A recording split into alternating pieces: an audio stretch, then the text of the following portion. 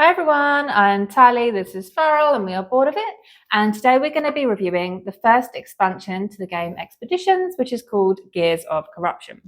For anyone that doesn't know, Expeditions is a sequel to one of our favourite games, which is Scythe, and it's a card-driven engine-building game of exploration set in an alternate history 1920s Europe. It's for 1 to 5 players, but it can now go up to 6 players with the expansion. So before we get into what is in this expansion, please note that both the base game and the expansion we were sent to review by the publisher, Stonemaier Games. But let's just jump straight into what the expansion adds.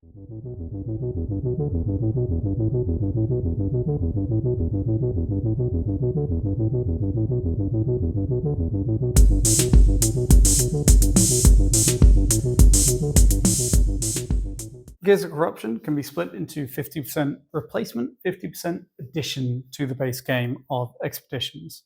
So you're going to have a whole raft of replacement stuff.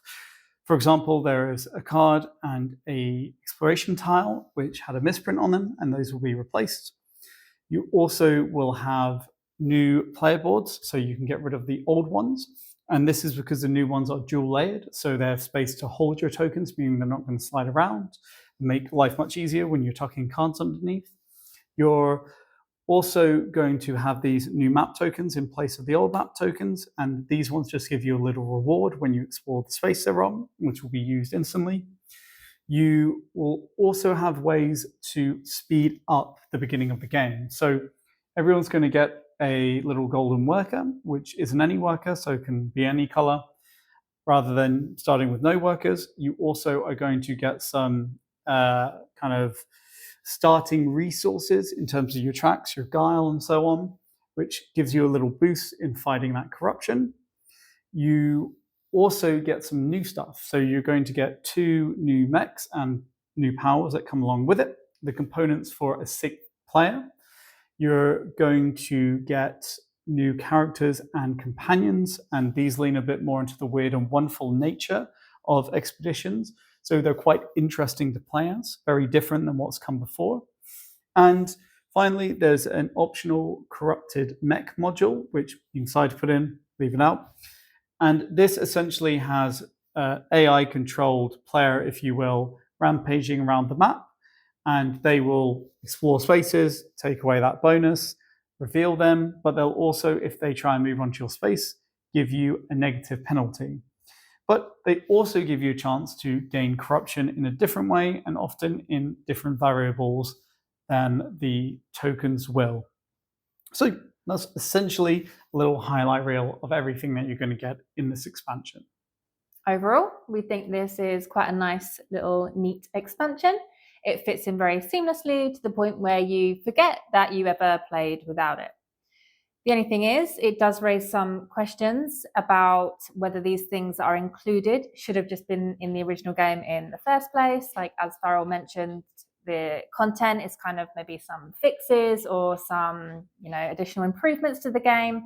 And we're maybe a bit surprised that those things weren't kind of talked about or discussed maybe in the original playtesting. And maybe for some people, it will sting a little bit to have to buy this expansion to kind of fix things that should have been there already. It also raises the question about the additional player count, because one of the most common complaints about the original game is that actually it kind of goes on a little bit too long. The board gets a bit crowded at 4 to 5 players. And actually some of the best player counts that players have voted for is 2 and 3. So we're not sure how much cool there really is to get that 6th player count. But at the same time, at least for those who want to try and do that, the option is there. Everything that's added is welcome. It's always nice to have more cards for variety.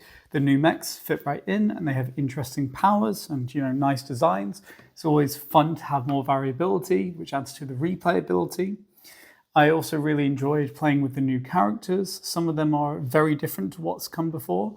And it's really interesting to try and work out their puzzle, work out new ways of playing. And it really expands Expeditions in terms of wanting to go back to it again and again. Then you also have the new map tokens. And these are a welcome addition. I think it makes exploring much more interesting because Before, you'd get a lot of these tokens and they didn't do anything unless you're one specific mech. But now you get little bonuses. The only caveat of this is that you have to use the bonuses as soon as you get them. And that can be a little bit annoying. It would be, I think, much better if you could store them and use them when you wanted to use them, because it gets you into situations where you're getting a bonus and it might be useless to you. And when you're already randomly exploring, the tile could be super useful to you, or it could do nothing for you anyway in terms of the action on it. It can be doubly annoying when both the token and the map tile are useless to you. For example, I had one experience where I explored and the map token bonus was to sweep, which means wipe all the cards, or as many as you want at least, and refill them. Then the action space of that location was also to sweep. And it was so early in the game that I really had no direction of where I wanted to go yet. So sweeping the cards really didn't matter to me, because it's not like I was trying to aim for something. So that can be quite frustrating, particularly if it can double combo for good for another player. It just adds like another bit of randomness into it. But generally, the map tokens are a welcome addition. The optional corrupted mech module is fine for us, but we do think it will be a bit divisive. It is a nice way to make the board more interesting at lower player counts because it blocks off a space and it does give more ways to gain corruption. But it can be a bit random because of the way it moves as to how it deals out the punishments. And that obviously won't sit well with some players. It's also something that can only really be used, or you'd only really want to use at those lower player counts, because when you have those higher player counts, there is already, like we said before, those complaints about the board already being chopped up. So why would you want to add in another additional mech there just to chunk it up even more? Gears of Corruption is an expansion we really appreciate. There's a lot it does that we like. We like how it kind of speeds up the early game, which was the least interesting part, and makes that a bit quicker, more interesting, gives you more options. And it does that through the fact that you start with a worker, you start with some guile and some power. That allows you to go after some corruption earlier on. The map tokens, they make exploration more interesting early on because you can get those bonuses, which can be crucial in the early game. It makes the end of the game come quicker. And these are all nice, beneficial things. It's super nice that it also expands the variability, the new characters, the new mechs, all interesting. It also just improves the quality with the dual layer boards, which I know you enjoy. Big fan. Big fan. So all in all, it's something we personally really enjoyed. And I think actually it makes me want to play Expeditions more from a personal level. I definitely had my best games of Expedition in terms of fun after including the expansion. Yeah. We do think though, if you don't gel with Expeditions already, then this expansion is not going to tip you over the edge and probably turn it into a game that you love. I think who this expansion is for is people that have a baseline of Expeditions already, and would just get this to kind of tweak and improve the experience a little bit. But yeah, if you didn't get on with the base game, then we don't think this is going to ever change your mind, basically. So just have that consideration. I personally like the expansion. Like you said, I think the divots in the player boards are a big improvement for me. I'm a big fan of divots, and yeah, the kind of different ways that you can start the game does make it a little tiny bit more asymmetric and therefore a little bit more interesting, I think. Yeah, so exactly, I mirror what you said. It's perfect for people who have a base of Expeditions, or who thought that maybe it just needed that one little tweak. Yeah. But if you thought it needed kind of a serious big change, then this isn't going to do it for you, because half this expansion is just replacing things almost, or tweaking things rather than adding new things. The main kind of addition is actually the optional mech module, which I think is going to be take it or leave it for a lot of people, because it's not really something that's going to be great at higher player counts. It's really good at lower player counts if you want to fill out the board, 2-3 player games.